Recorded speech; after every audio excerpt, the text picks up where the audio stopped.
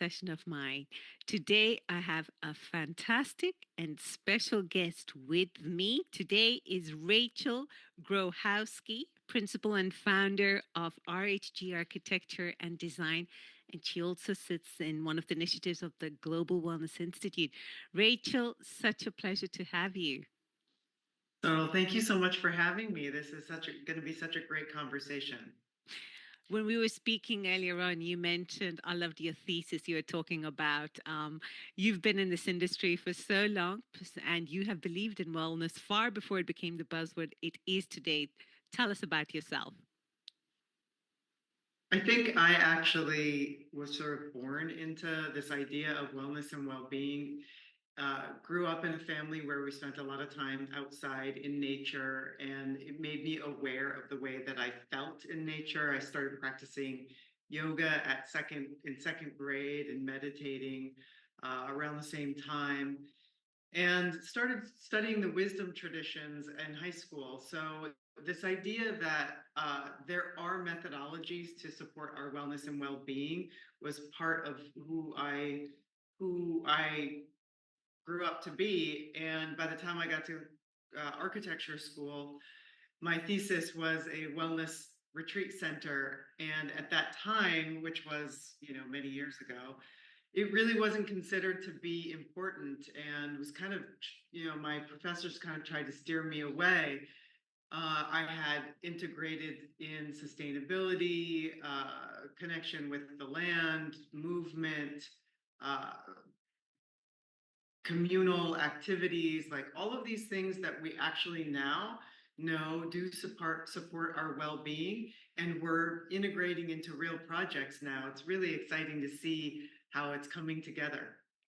A true visionary. I mean, 30 years ago or more, you were designing your wellness retreats when the world probably didn't, the word didn't even exist. And so now you've been practicing architecture for decades. You've probably also seen a very interesting evolution of wellness and hospitality. So from my perspective, I've seen in the last 5 to 6 years, suddenly there's a spotlight on wellness. Everyone cares for it. They think it's important. Of course, it's market driven. So businesses have no choice but to get on board with it. What have you seen? What have you seen change in these last 5 to 6 years? You know, it's very, as somebody who's believed in this and practiced integrating wellness and well-being into projects for so long, it's been exciting to see the adaptation um, of different modalities, of different ways of thinking, of different materials. I think there are those at the forefront who continue to push the envelope. So as the example of sustainability, like that became a common thread in designing projects. And then, now we're talking about regenerative, right? So when we look at hospitality, at first it was about, I think, luxury, right? And it's not that we've fully moved away from that, but we have integrated in these ideas of like one with the land, remembering where we're from, connection to the earth, connection to each other. And so I'm seeing like a deeper and deeper understanding. Of course, not everyone is there, right? That's like the forefront of the industry in hospitality. And there's other hospitality brands or new brands coming up that are, at a very different place. It's kind of like, in yoga, we always say you have to you meet them where they're at, Yeah. right? And so depending on the client depends on, how you approach the project. And where do you see, like now, obviously, there's a greater awareness also from the wellness entrepreneur side. And our industry is growing so quick. There's an increase in demand for being one with the land, as you say, one with your community, and also regenerating and not extracting. Where do you see us growing in, let's say, the short, mid, and long term? How do you see this evolving? Interesting question because the growth has been so rapid over the last, I would say, 3 years. that it's hard to say. I think that there's a real danger of technology kind of, there's two things that can happen with technology, right? Like on the one hand, the technology can start to distract the integration of real wellness in hospitality, right? Like if you think about spas or you think about different types of events that can be programmed and they can use technology, like let's say it's a event that's a sound bath, having somebody who's actually playing is one thing, and then but there's often this like, well, we can do it more economically by having a recording, right? And that worries me because I think if that's what happens, then we end up extracting the humanity out of it. And while you still experience some level of well-being, you don't, it's not the same. Like there is an inherent exchange of energy when it's human to human, right? So that's a concern I have about looking at the long, uh, you know, the future of it, Yeah. especially as we integrate more and more technology into our lives. The flip side of that is, again, we can change the narrative and say, well, if certain things are going to happen, and this is I'm kind of answering a slightly different question, but um, if that's going to happen, what are ways that we can be in relationship with each other in ways that are more rooted in energy exchange? So whether that's bringing in communal activities into the hospitality environment. So I think about there's like there's this, again, we were talking about returning to the land, and I do think that the land and the relationship. So whether if the regenerative farming hospitality trend continues to grow and people are actually harvesting, or are they just touring around, right? So in the where is it going to go? I think it's a really hard question to answer, except that it's going to grow, and I think there's going to be.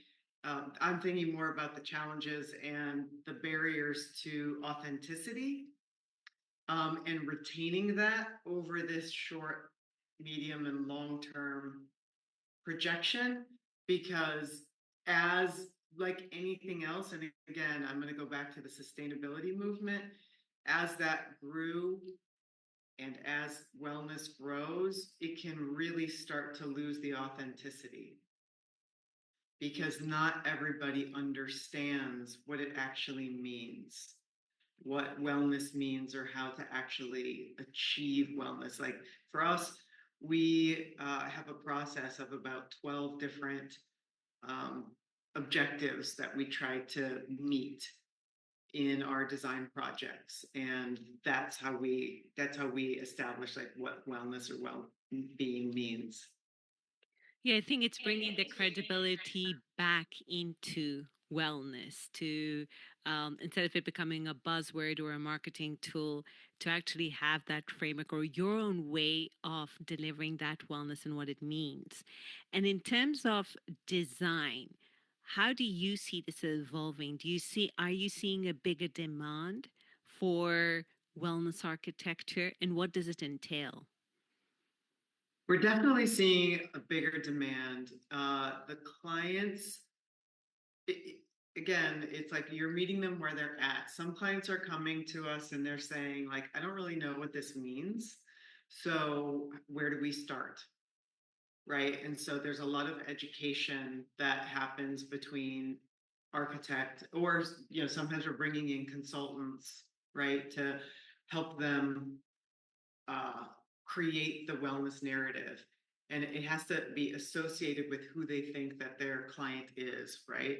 So location, um, you know, uh,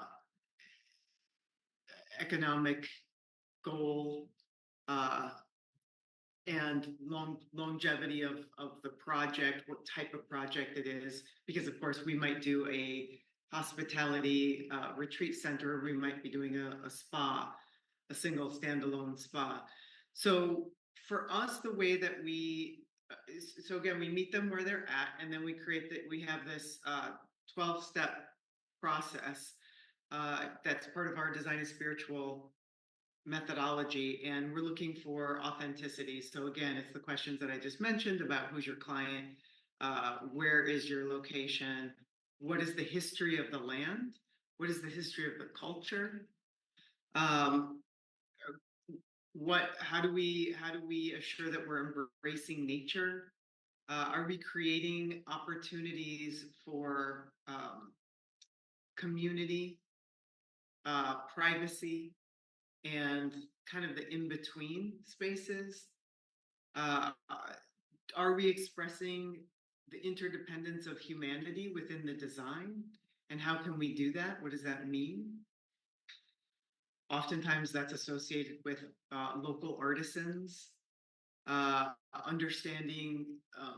Again, it's all interwoven. It's all interwoven because again, we're talking. I go back to the history of place, holistic and regenerative sustainability. Like, what are we doing to the land? Are we being mindful of the watershed? Are we rebuilding um, the environment in a way that is supporting the animals and the plants that are native to that area?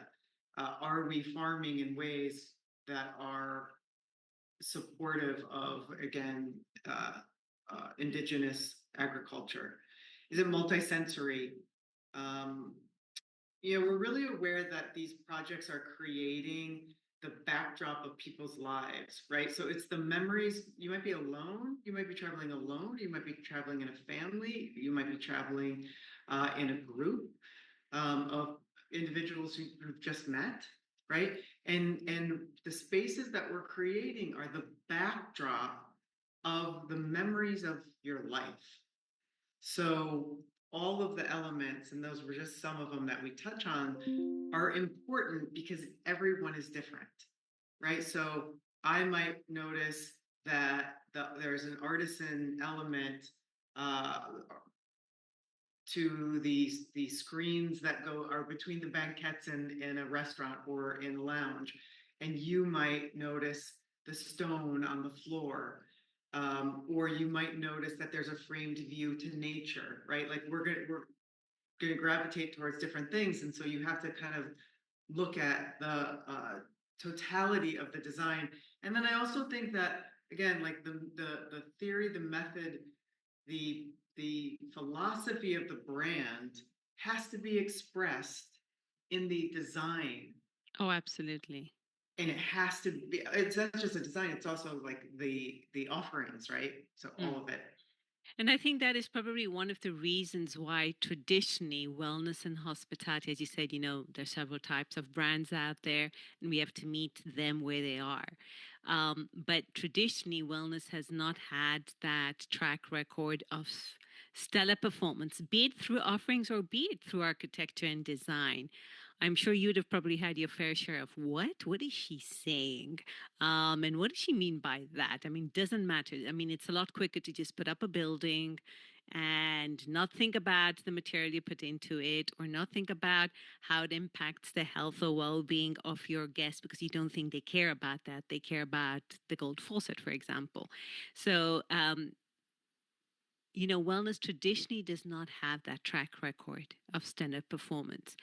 How do you think we can make wellness credible or build that track record going forward? I think one way is integrating when we start to integrate wellness from the beginning, because I do think that there is a lot, and this isn't wrong to bring wellness in later, but obviously that you have a different result, right? Like if you start with wellness at the beginning, you're gonna be making different decisions.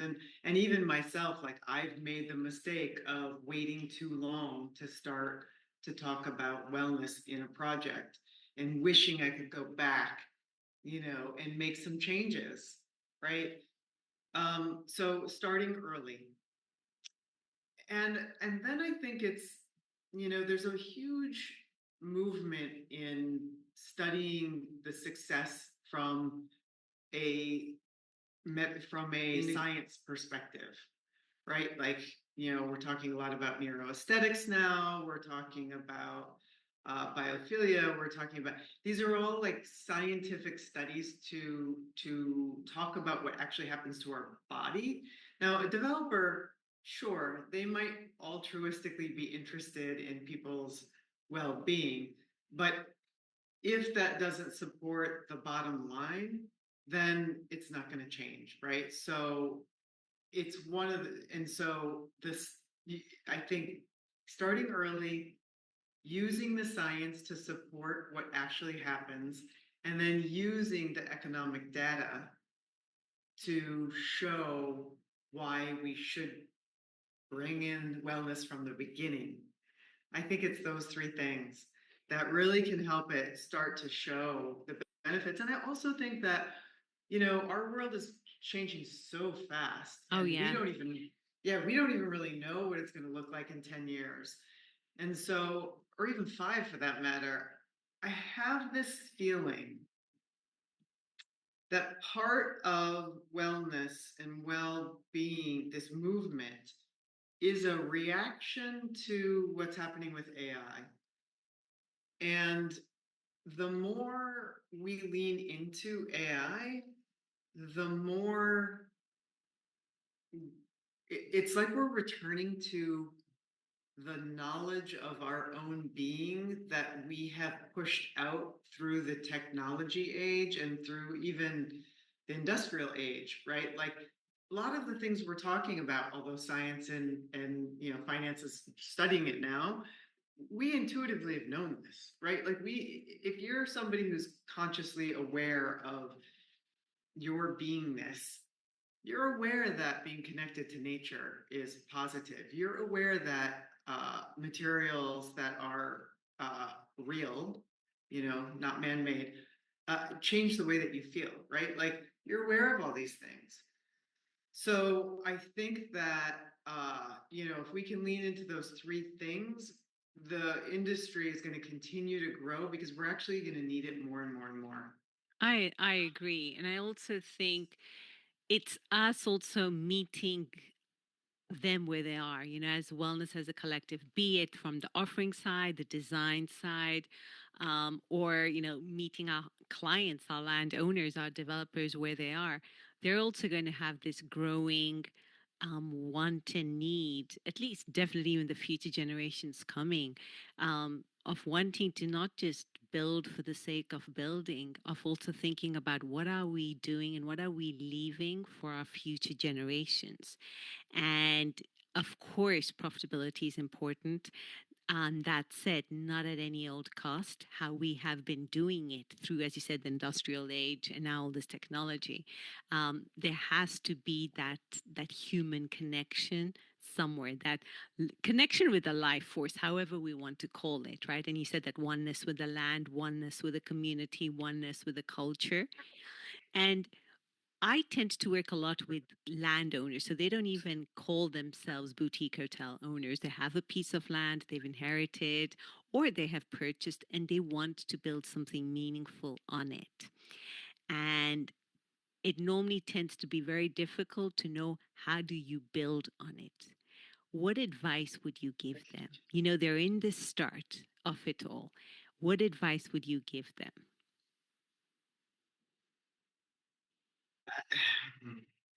It will sound very woo-woo. Oh, please go ahead. I think that listening to the land is really where one has to start. And sometimes people don't know how to do that. And they need to bring team members in to help listen to the land. It's walking the land, it's sitting with the land, it's creating ceremony or ritual on the land to be able to actually hear what the land needs and hear what the culture needs, what the community needs. so that what's created is truly authentic and place driven. I think that creates opportunity to, I think that creates like a much better final development, which may end up being, communal housing, or maybe it does become a boutique hotel, or maybe it's, you know, uh, regenerative farming, or maybe there's so many opportunities, but I think a lot of times it's actually great that your clients don't know yet because they can allow it to become what it's supposed to be versus, hey, I want to create this, mega, spa, whatever it is, and I need to find a piece of land for that, right? So I love that your clients are on the other side of that, are approaching it from like, I have this land, what is it supposed to be? And what about those owners who have a hotel already? They've built it, and you know how it is in Europe. We sometimes inherit that building and we can't change it due to it's not that easy to change the buildings, and we shouldn't really to maintain the integrity of just the architecture and design. That said, those buildings come with their own trauma, their own story. And how do those owners add principles of spirit that you were talking earlier on about? How do they add it? And I mean, the question is, can they? And if they, how can they do that? Yeah, I think first of all, there's an assessment of like the entire property, right? So you're going through, and again, there's a lot of energy work that needs to happen. Like, what has happened here over time? What has made this either successful, or maybe it was successful at one point and it's not now? So I want to know all of those things, right? Like, I want to know the history of the plate of that structure, what's happened in this structure, who's been here. I also want to know a bit about, the goal, like, what sort of wellness or well-being do you want to integrate in? Like, what kind of spirit do you want it to have? How do you want people to feel when they're here? So that as you're going through and assessing the existing, you can figure out like what needs to change to shift the energy, right? Because part of it is, again, and you can do this within an we actually work in a lot of existing structures, where we are shifting the energy. So sometimes it's changing the flow. We don't work the same ways we used to, but within the context of respecting the past, right?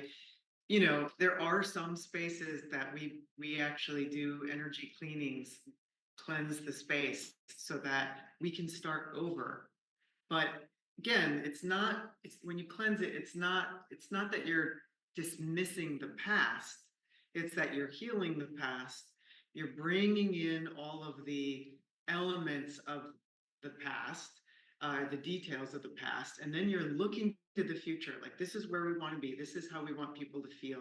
And now, this is how we make the adjustments, because everything changes. We're in constant evolution. Oh, yeah. And and I think that's one, you know, I believe you don't turn your back on the past. You just pull it forward and help use that to propel you into the future. I mean, I think everything has its own memory and it's part of kind of I think the fabric that is meant to continue and move forward. And are there any last words you want to mention or any concepts you want to talk about to start wrapping up? Yeah, I mean, our I just want to talk a little bit about design spiritual, because our process of design, which I spoke a little bit about, is design is spiritual, and I think it's really important because the premise is that that design is actually an expression of the interconnectedness of humanity. And when we start to have reverence for the land, the process, the people who build, the people who uh, uh, uh, make our lives possible.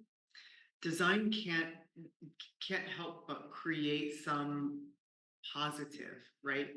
It can't help but enhance our well-being. And so when we talk about these different objectives in design, and actually, like, we're not the only ones. There's a lot of different firms out there and even organizations that are trying to create a framework of what does wellness mean, or how do you achieve wellness, or what are the metrics to wellness. But I think the part that with these metrics sometimes is missing is the story. Like, we actually need to find ways to physically express the story so that we can not just that we experience our interconnectedness, right? So that's the approach that we take, and I really hope that that is brought into the different metrics more and more, because it is all educating, and it's an invitation. It's an invitation. I mean, I agree with you. You know, wellness can't, I mean, you go into a place and you just know it just gives you beautiful energy, or it doesn't. It's designed perfectly. It could even be a hole in the wall kind of place, and it just brings you, it just got something powerful about it.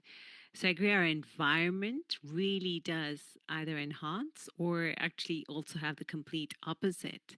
And we see this also with go to any place, your workplace, your children's schools, hospitals. It's not about just pretty and aesthetics, you know, which is important. Clearly, I mean, we like and appreciate beauty, but it goes beyond that. You know, we feel one with the structure. Our wellness is enhanced when we are in a place or an environment that allows us, you know, to elevate ourselves. And I think no one can deny that feeling. You know, no one can deny that. And you can also be in places where you're thinking, oh, I'd never go back there again, no matter how pretty it was, right? So I do think, you know, we will be seeing people are getting more and more aware of how their physical space affects them. And I think, you know, all this awareness you're drawing to it is powerful. And I agree with you that we will be seeing this, you know, more and more people want it going forward. So kudos to the great work you're doing. Thank you so much. Thank you so much. It's been such a pleasure being on this call with you and talking. I enjoy meeting other people and being in community with people who have similar views and values in the industry. And I love what you do, Rachel. And thank you so much for your valuable insights. Thank you.